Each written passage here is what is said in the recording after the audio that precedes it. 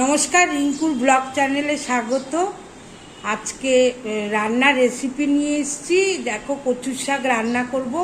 কিভাবে রান্না করছি দেখাচ্ছি তোমাদের। দেখো, কেটে নিয়েছি এরকমভাবে টুকরো টুকরো, প্রথমে খোসা ছাড়িয়ে টুকরো টুকরো করে কেটে নিয়েছি। 3-4 করে ধুয়ে নিয়েছি, কিন্তু ধোয়াটা তোমাদের দেখালাম না। তোমরা তো জানো সবাই যে ধুয়ে নিতে হয়। ধুয়ে নিয়েছি আর এবার সেদ্ধ করব। এই সেদ্ধটাও দেখাচ্ছি তোমাদের। এই যে গ্যাসের উপরে কড়াই দিয়ে কচুর শাক সেদ্ধ বসিয়েছি। আর কচুর শাকটা দিয়ে ছোলা দিয়ে করব। তোমাদের ছোলাটাও দেখাচ্ছি। দেখো ছোলা, এই যে ছোলা, এই যে ছোলা দিয়ে কচুর শাক। ছোলা দেব তোমার এই যে ছোলাটা,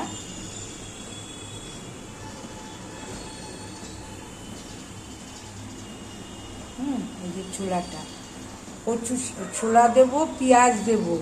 আমরা পেঁয়াজ দিয়ে করি। তবে যখন এখন সেদ্ধটা হোক, যখন রান্না করব কচুর শাকটা, তখন তোমাদের দেখাবো। তোমরা সঙ্গে থাকো, কিভাবে রান্না করছি সেটা দেখাবো। বন্ধুরা, তোমাদের বলেছিলাম কচুর শাক রান্না করে দেখাবো। কচুর শাক সেদ্ধ হয়ে গেছে। এটা হচ্ছে কচুর শাক সেদ্ধ করে গামলায় ঢেলে রেখেছি। আর পেঁয়াজ দেবো, এই যে তোমাদের বলেছিলাম পেঁয়াজ দেবো। এই যে পেঁয়াজ কেটে করে কুচি কুচি করে কেটে রেখেছি। আর বলেছিলাম ছোলা দেবো। এই যে ছোলা, দেখো ছোলা ধুয়ে সকালবেলা ভিজিয়ে রেখেছিলাম ভালো জল দিয়ে, তারপরে ধুয়ে এই যে রেখেছি।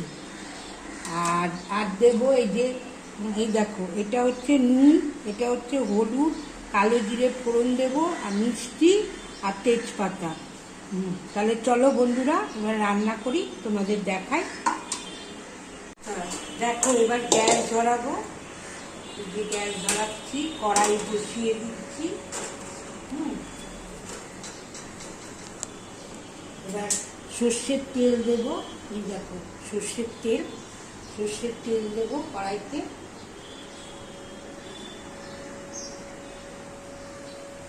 এই যে সর্ষের তেল দিচ্ছি। সর্ষের তেলটা একটু হলে তারপরে কালো জিরে ফোড়ন দেব।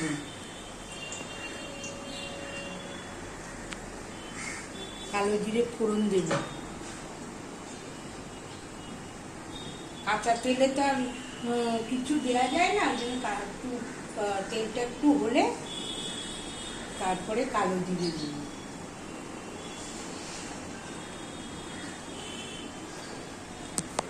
এই যে দেখো, তেলটা হয়ে গেছে। এবার এই দেখো কালো জিরে ফোড়ন দিচ্ছি।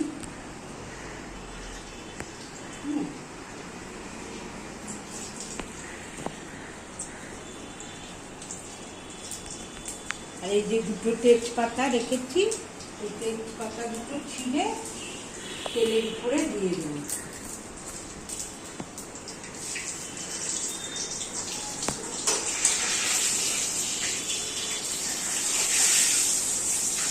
তেজপাতা দুটো হয়ে গেলে তারপরে দেব পেঁয়াজ। এই যে পেঁয়াজগুলো সব দিয়ে দিলাম।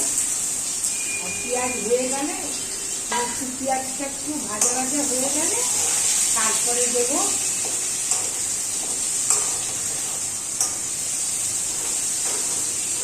এটা। আমার মাকে দেখেছি, আমার মা এরকম ভাবে রান্না করতো, আর আমি এইভাবেই কচুর শাক রান্না করি। এটাই তোমাদের সাথে শেয়ার করছি। তোমরা করে খেয়ে দেখো, যদি ভালো লাগে তাহলে কমেন্ট করে জানিও। আমার মাকে দেখতাম এরকম ভাবেই রান্না করতো, পেঁয়াজ দিয়ে ছোলা দিয়ে রান্না করতো।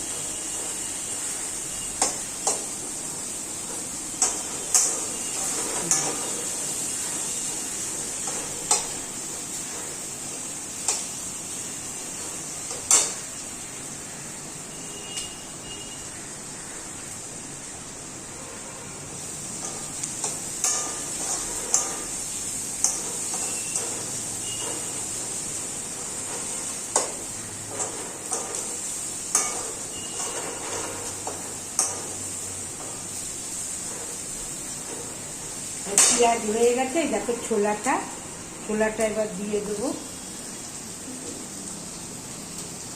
এই যে ছোলা দিয়ে দিলাম।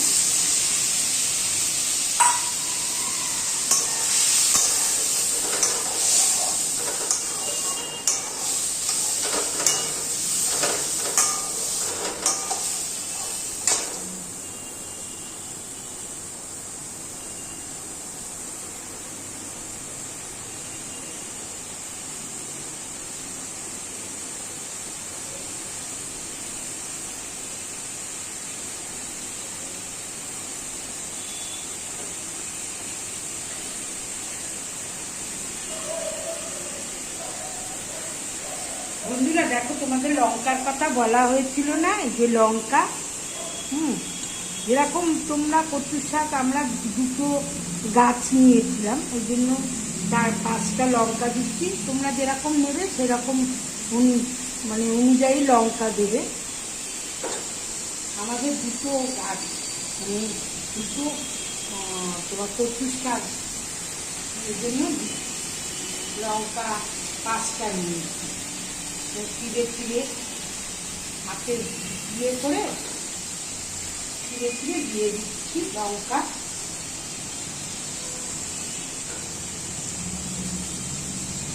দিয়ে দিলাম। ওই ছোলা পেঁয়াজ হয়ে এসছে, এবার কচুর শাকটা দিয়ে দেবো।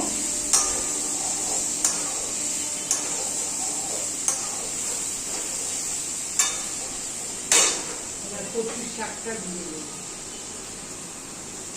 এই যে কচুর শাক হাতে করে করে তুলে দিয়ে দেবো। হাতে করে গরম আছে, হাতে করে দেওয়া যায় না, খুন্তি করে করে দিয়ে দেবো।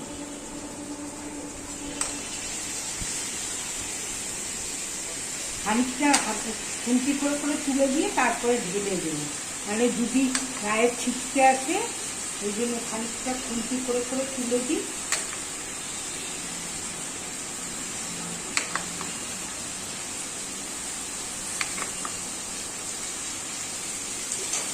এবার ঢেলে দেবো, আস্তে আস্তে আস্তে করে ঢেলে দেবো। ভাব করে কখনো দেবে না, তাহলে কিন্তু গায়ে ছিটকে আসবে। আস্তে আস্তে করে ঢেলে দিয়েছি।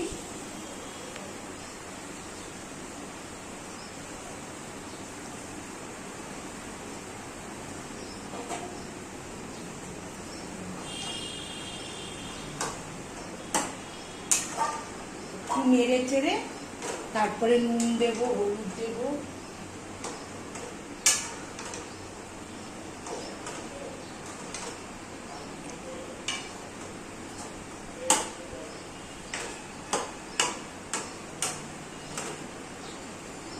এবার নেড়ে দিয়েছি, এবার হলুদ এই দেখো নুন দিচ্ছি, প্রথমে নুন দিচ্ছি, এবার হলুদ দেবো।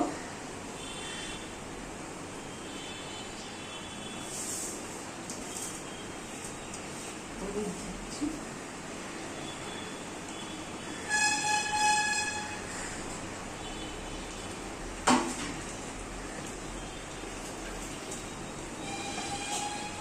এবার এগুলোকে সব কচুর শাকের সাথে মিশিয়ে চাপা দিয়ে দেবো।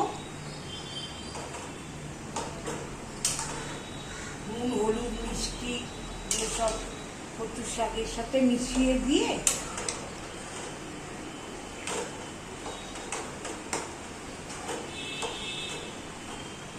দিয়েছি। এবার চাপা দিয়ে দেবো, হতে থাক।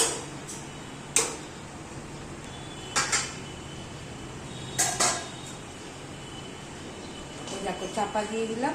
তাহলে তোমরা বন্ধুরা তোমরা সঙ্গে থাকো, মাঝে মাঝে তোমাদের কীভাবে হচ্ছে সেটা তোমাদের দেখাবো। এতক্ষণ ধরে নেড়ে নেড়ে করলাম, সেটা তোমাদের দেখালাম না। তোমরা তো সবাই জানো যে কচুর শাক করতে গেলে বারবার করে নাড়তে হয়, ওই জন্য সেটা এখন হয়ে এসছে। এই দেখো হয়ে এসছে।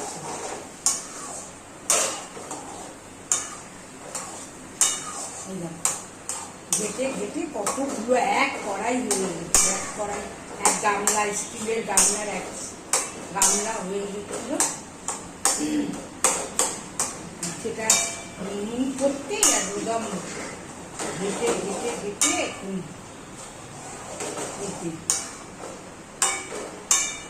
হয়ে এসছে। এবার নামিয়ে দেবো, আর একটু হলেই নামিয়ে দেবো।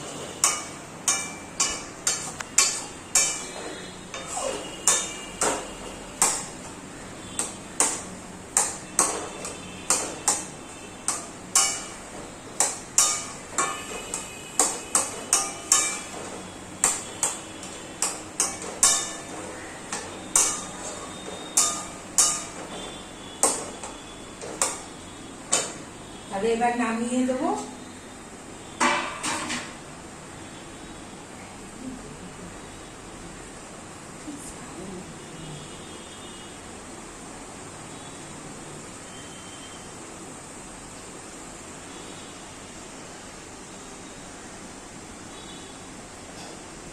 দেখো বন্ধুরা, এবার নামিয়ে দেবো। নামিয়ে দেওয়ার সময় হয়ে গেছে।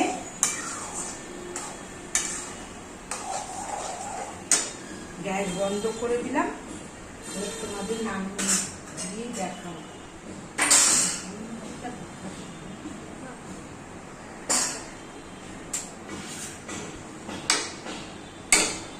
এবার কড়াই থেকে নামিয়ে দিয়ে তোমাদের দেখাচ্ছি কিরকম হয়েছে। এই দেখো, কড়াই থেকে নামাচ্ছি।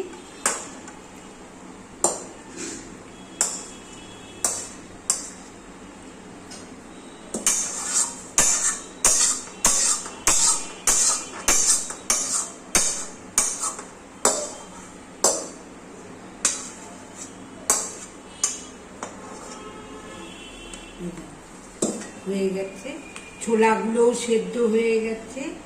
ওই দেখো ছোলাও সেদ্ধ হয়ে গেছে, আর কচু শাকও হয়ে গেছে।